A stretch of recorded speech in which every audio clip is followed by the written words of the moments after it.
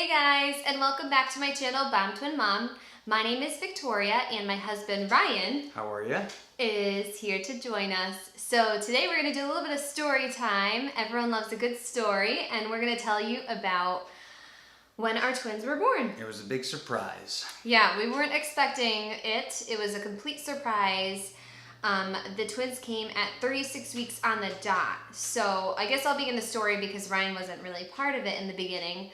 But the day of the delivery, I was actually just going in for a regular routine non-stress test.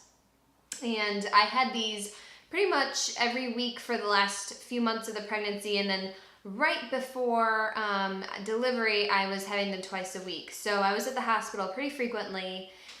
And this was just another regular day. I actually parked at the top of a hill because at the hospital, you could either park at the parking lot, which is $5 every time you go, Right. or you can park for free and then walk yourself Yeah, to the and hospital. you're at the hospital all the time, and these tests are so boring. Like I used to bring homework to do, or like You were really productive during them. Well, they're like 45 minutes or Half an hour to whatever. 45 minutes. 2 to 3 times a week. That's one thing you got to get used to. Being pregnant, especially with twins, it's like you're going to be at the doctor 3 times a week. That day, I went in, they took my blood pressure, and they said it was a little bit high, so they were going to retake it in a few minutes. And then they retook it, and they said it's a little bit higher, so what we're going to do is we're going to admit you to labor and delivery just to monitor you. And I thought that'd be fine, no big deal, no mention of delivering yet at all. They actually wheeled me in with a wheelchair over to labor and delivery, which was pretty fun. You Right. weren't there, so you didn't see it, but I was After like, you walked "Hey." a quarter mile down there, right? What's another 100 Exactly. feet? And when I was in the room quickly filled up with nurses, doctors, residents. They were taking my blood pressure. They said my blood pressure is like 200s over 100s. And for those of you who don't know, a regular blood pressure is 120 over 60. So mine was like sky high. And I'm sure all the commotion wasn't making it any better. I was getting pretty nervous. And then at one point, one of the residents came in and said, "What is your plan for delivery?" And I said, "Well, I'm planning on having a C-section because my friend had twins and one of hers was breached and the other one was head down. And I didn't want to have a C-section and a vaginal birth like my friend did. So I opted for the C-section." So anyway, I was like, "No, I'd like to have a C-section. That's what I'm planning." And she said, "Good, well, we're going to be doing that in an hour." And I said, "What? That's crazy. I was not expecting that at all. I came here to be monitored, guys." So I said, "Well, I need to call my husband because he's working a double shift today and he's like on the other side of the state." So I called the lieutenant because you work at a prison. And funny story, I forgot what I put Ryan's work number into my phone as, which This is is really my funny. wife. I don't know if I put it under like birth or like delivery or I don't know. I remember like searching for it and then not remembering what it was under. I should, and note for you guys, put it under something that you're gonna remember, like really generic. Dad like work. Dad's work or Ryan's work, you know? So I called Ryan's work, and because he works in a prison, I talked to one of the lieutenants, and it was really funny because the lieutenants are really gruff, and when they answer the phone, they're like, "Hello, No personality. what's going on? What do you need?" And I was like, "Hi, I'm Ryan's wife, and I need him to get here as soon as possible because I am about to deliver our twins." And he got like really nice, and he was like, "Oh, let me get him for you. I'll definitely make sure he gets this message. No problem, no problem." And I was really taken aback because he was really nice about it. And like, Afterward, I get the call up on my radio. It's like, hey, yada yada. Long story short, I end up having to leave. I'm in the middle of like 100 inmates at this max security prison, and I got handcuffs, pepper spray, all like a million keys on me, and I just literally took it off in 3 seconds, threw it to my partner, said later. gotta meet my kids. Yeah. I had you get there, like, I said, like, get there as soon as possible, right away, right? I did not tell you this, but I What? actually did not get What there did you right do? away. Because she can't hurt me if I'm on camera. I stopped and changed, and I told her I had like a go bag to change into regular clothes in case I had to go to the gym or something, but I didn't. I had to go home and change, and I talked to her My on the husband. phone, And she was like, "Oh yeah, they're gonna get me in 45 minutes," and I knew that left me 10 minutes of wiggle room. So I went home and changed because my prison uniform is disgusting. Like the people have MRSA, It is they pretty pick each gross. other's back. I mean, it's I disgusting. guess it's better that you didn't wear that. Especially to the if I'm going to be in hospital an with, operating room. yeah, or like your newborn twins. Yeah, we don't want But that. so I on still them. made it in time, just in time for them to throw the gown at me and be like, hey, it's go time, fella. Yeah, no, that was so crazy. So anyway, before he got there though, I ended up calling my mom right after because it took you a while to get over Yeah. there, and because I was alone, I just needed someone there with me. She was actually working her very last day of work because she works at a school, so it was right before summer break, and she was able to leave work early on her last day, and she got there really quick. I actually got a dose of Reglan right before, and for those of you who don't know, Reglan is actually an anti-nausea medication. They did it right through my IV, and I had a really bad adverse reaction to it. I had this like crawling on my skin feeling. I like couldn't stop moving. I was feeling like hot and then cold, shaking. I like didn't know what I was doing with myself. My mom came in the middle of all this, and she was putting like cold washcloths on my forehead. Then I was like shivering. She was like piling on the blankets, and then I was like, I'm so hot, so she took them off. Like it was craziness. That was literally the worst part of the whole delivery. I kid you not. I hated it. It was the worst. So if you are allergic to anything, make sure to let your doctors know before they give it to you. I didn't know, so I learned the hard way. But so on to the next thing. Ryan ended up coming. I was already hooked up to all my IVs. They had me started and prepped up. I got my gown on. And You my got cap. your gown on, and then they wheeled me into the OR while you had to hang out. Right, and also this is when like I asked the doctor, I'm like, so, can I cut the cord or whatever? And he's like, well, I just, I don't know. I don't think they really want to do that. And I'm you really thinking, wanted to. and I did want to. We had talked about it with them earlier. And since the beginning, even before we thought we were having a C-section, I was going to attempt to deliver the kid. If everything was good, I was going to try to deliver the kids with my, catch them when they were coming Which out. is so cool, and it's so Ryan. Like Ryan would ask the doctor to do that. I just thought, hey, men been doing it forever like that. You would be like a caveman. Basically. And he was like, oh yeah, but then day of, I can't even cut the cord. So make sure you clarify with the doctor that you're very insistent on this. And if you have to remind him the day of, then, that's not good. Yeah. It ended up being fine because once you see what's happening behind there, you could pass out easily. You don't need two patients. No. And then I was getting my spinal while Ryan was hanging out, and so I was literally holding on to my gynecologist, and he was like comforting me and like petting my hair. He was like, "It's gonna be okay." He is a nice guy. He's really nice, and there was a nurse anesthesiology student, and there was also an anesthesiologist, and I remember saying to the anesthesiologist, like, "You're going to be doing my spinal, right?" And she said, "Yeah, we're going to be doing it together," like pointing at her and the male student. And I just didn't think anything of it. I thought like she would be doing it because I just asked her to. And then the male student like started to get ready to do my spinal, and I got really nervous. And I remember him saying like, "Am I doing it right?" to his like instructor, and that really scared me. So like in a moment of extreme tension and pressure, and then I had my high blood pressure, which that didn't help my case. I would just recommend to you guys, advocate for yourselves if you can. If you want the anesthesiologist doing your spinal, you could just tell him to. I think at that moment I was overwhelmed. I mean, you're spending $30,000 on this, like, for a C-section or whatever it is. You're spending a lot of money. If you tell them to do it, they should do it. Exactly. So, things were squirting on my back, but eventually he got it. And the student nurse anesthetist did it for me.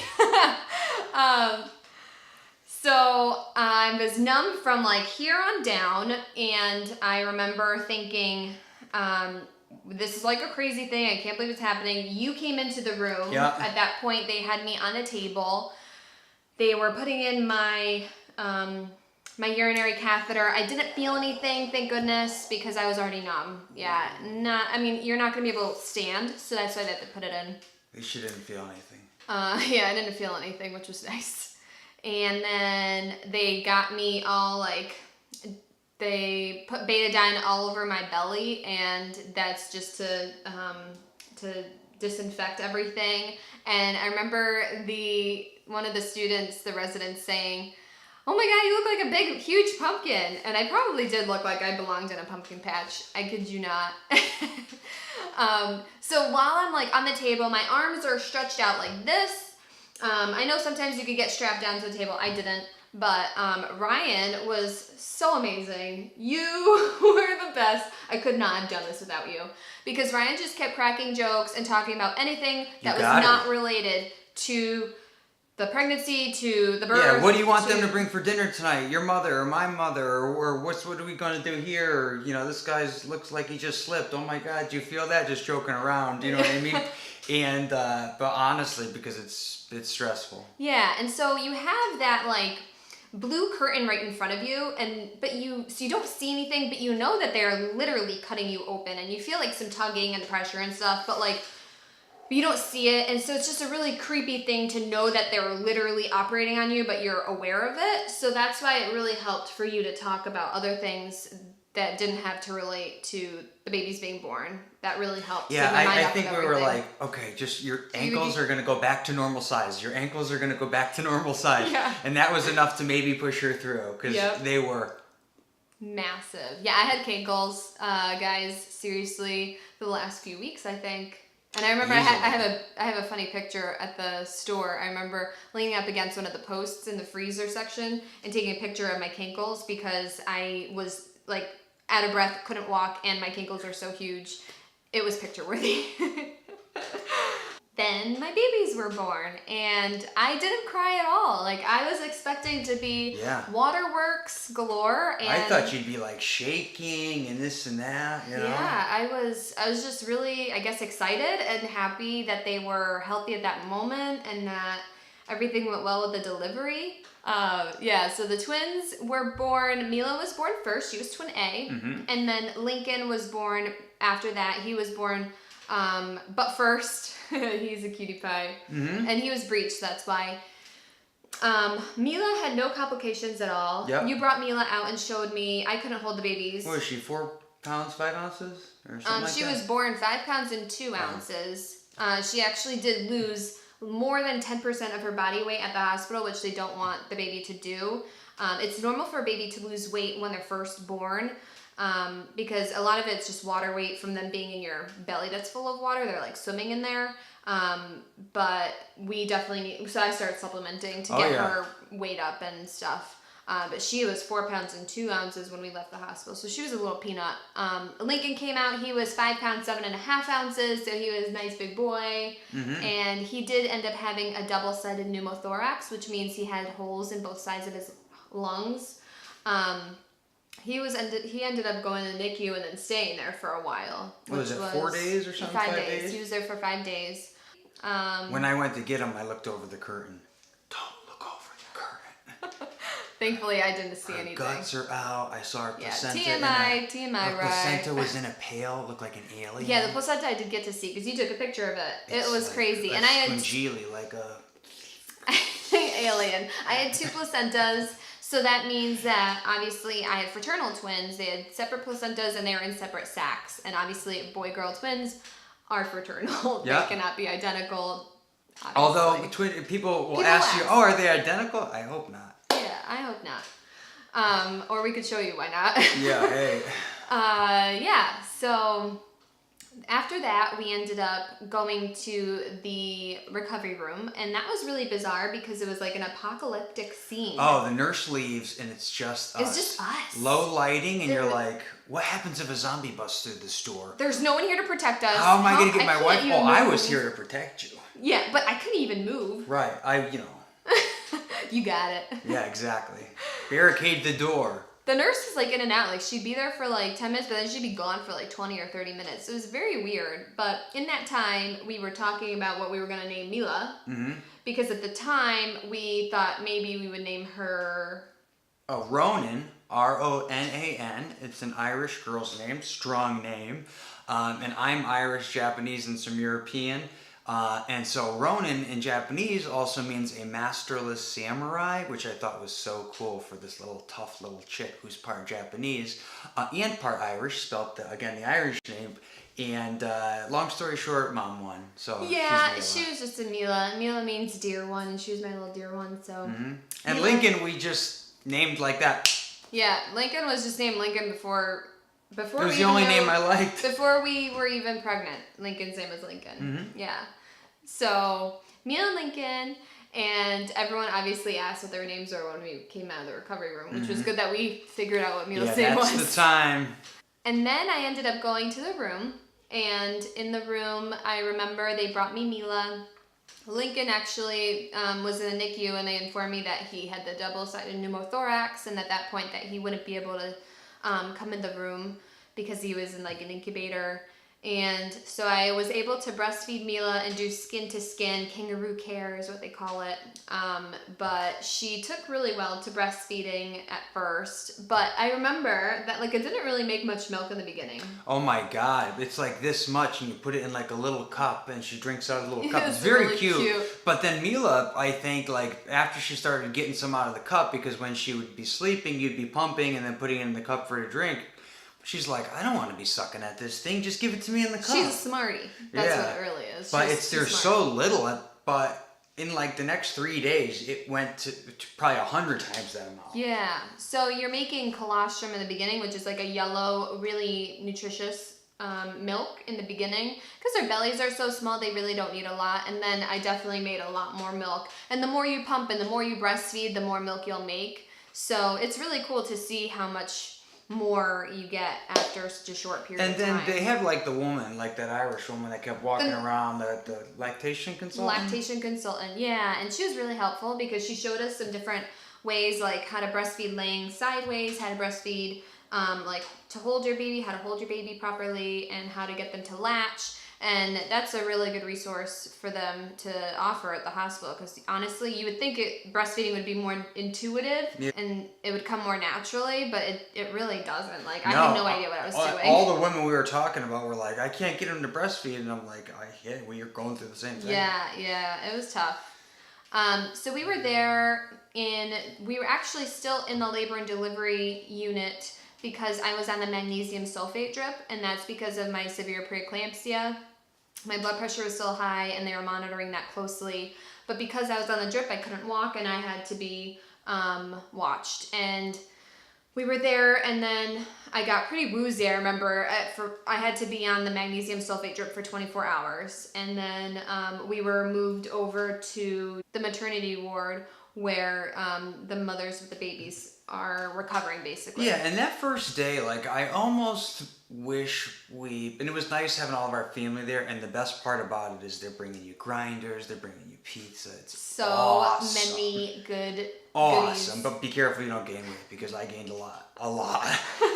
But it's like that first day, I almost wish that we just were more insistent, like, no, we need that time to ourselves, because you were like really feeling... I was really woozy. Like, it was almost as if like I was on a ton of pain meds because of the mag sulfate. Like, I was out of it. I was so loopy, and like it was just hard to, connect and talk to my family members while like Lincoln's not being there. so tired. Lincoln's not there, and I wanted to breastfeed Mila and do more skin to skin, but I had to be decent in front of my family, so it was just... That lasted like a day. Yeah. When you're breastfeeding, you're decent for like 30 minutes. And then you're like, all right, guys, you can see what I'm working with here. Mm-hmm.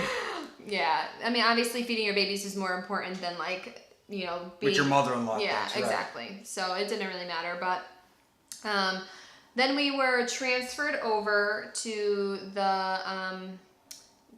other room, which was a double room. That's where I learned how to swaddle. Yeah, Ryan, you were the best swaddler. I wish I could have recorded that. It would have been my claim to fame. You swaddled better than I did. I would just like to say I might have swaddled better than the nurse. Yeah. It's just like wrapping a beautiful it's burrito. Not an understatement. It's just, you just tuck it tight, get it going. I could do it in 4 seconds. You were amazing. Yeah. You learned really quick. Well, I just knew that because at first, if I wasn't paying attention what the nurse was doing, then I tried it and I'm like, this is not working out. But then I paid attention. And then you kind of figured out your own little method, like old to like tuckaroo tuck it, and in, Yeah, it was cute. So I had my own bed in the new room too. yeah, you had your own bed. We lucked out because It was like a corner room. it was something. a corner room which had 2 beds, but we got to have. I don't know if it's because we had twins or what, but whatever. We Yeah. liked it. That day, I think I finally saw Lincoln. So like a day and a half after giving birth, I finally got to see Lincoln again for the first time, pretty much since delivering him. And Now, I was still there going like every hour, every 2 hours. To You go know, check up but on him I 'cause know he's in the mama, NICU. nothing's like mama, you know? Yeah, and I just really wanted to see my baby boy. It was really tough. I ended up getting wheeled over there because I still couldn't really walk, and he was in the incubator, or I think the oxygen hood is what they called it. But he had like a glass container over him, and he just kept like flailing and crying and hitting his hands on the glass. And I just remember thinking, like, I just want to hold you so bad. Like, I want to comfort you. I'm your mom. Like, I'm meant to do that. Like, and I couldn't. And that was really tough because obviously the best place for him was where he can get the oxygen that he needs. But there are things like we didn't like about the NICU, like things that like we feel like stuck with him because he was in the NICU afterward. Like, Yeah. I mean, that's like better to do in another video because I agree. there were things that weren't so good, like in my Yeah. opinion, you know. Yeah. But he was where he needed to be. And obviously that's all that we that's all that we needed, all that we wanted for him is for him to be. Plus, my family, her family, they're in there all the time. I mean, he was probably getting ticked off. There were so many people. Yeah. So I actually visited him a lot after that. And another funny story is you weren't there because I think I don't even know where you were, but I was walking over to the NICU one morning and I had like my little milk that I'd pumped for him, and I had my gown on the front, and I didn't even know, like, I had milk that was saturated on the front of my gown, like you could see, and I just didn't care. I was like, I'm the twin mom, like I'm the bomb, like I don't care. Yeah. And then my back was hanging out, and like they give you these mesh panties that are like a boy short panties, and I love them. They were so comfortable. And I guess the back of my gown was completely open because one of the nurses kind of like took me around and she goes, "Let me help you out." And she put another gown on like my back so it would cover me, and that was cute. I mean, it was funny. I didn't even Hot care. mama At that walking point, around, yeah. I was like, my butt can hang out, my boobs are milking. I just don't even care. I gotta go see my baby. Oh, quite the show. Yeah, so I got to see Lincoln a lot because I visited him. And one of the coolest things is if you've got 2 kids or even 1 kid and you're in like the overnight, there are nurses that come by and are like, "Do you guys want to catch some sleep? I'll like hold your baby and sing to it for 2 hours." And They we were like, so sweet. Yeah. They really were very sweet. And they would take them to the Nurses are the best nursery part, for at sure. night. We got to sleep I remember one time we got a 4-hour stretch of sleep, which was way better than we got when we went Yeah, home. but then she was like, "Oh my God, I'm so tired." We're both like, "We're Still so so tired. tired. Oh my God, yeah, 4 Yeah. hours. I would have paid What were we even complaining about? $5,000 for 4 hours sleep in the first 3 months. Oh, it was crazy. I don't even know how we made it through, but we're alive, and so are our kids. And we had a lot of people coming in with food for us. That was the best part of It was awesome. They'd be like, "Oh, we're gonna come visit. What would you like us to bring for you?" And we'd be like, "Pizza, Wings. Domino's, wings." Yeah. Well, I mean, I'm vegetarian, so I'd be My eating dad like the made pizza. like this big Japanese udon soup, noodle and soup, we and made he him bring brought like it. 12 different bowls for all the different sauces. Poor and guy. He's awesome. not a hell of a cook. Yeah, but it's really sweet. You get a lot of support, and it's really good to be around family at that time. At that point, my blood pressure was still high at the hospital. We were there for 4 days after I delivered via C-section, and they were trying me on different meds. Nothing really was working. I ended up going home on a blood pressure med, and my blood pressure was still high. And it probably was for the best because I just felt like I would be able to relax more in the comforts of my own home. And that's why I decided to go home. Because they said, well, you could stay one more day. And I was like, I just really, really don't want to. So we left. Lincoln stayed for one more night because that little booger didn't pass his car seat test. I think it's because his head is so big that it just like would fall forward. Like his father. There's a lot of brain in there. He's very in smart. my defense, He's very in smart. my defense.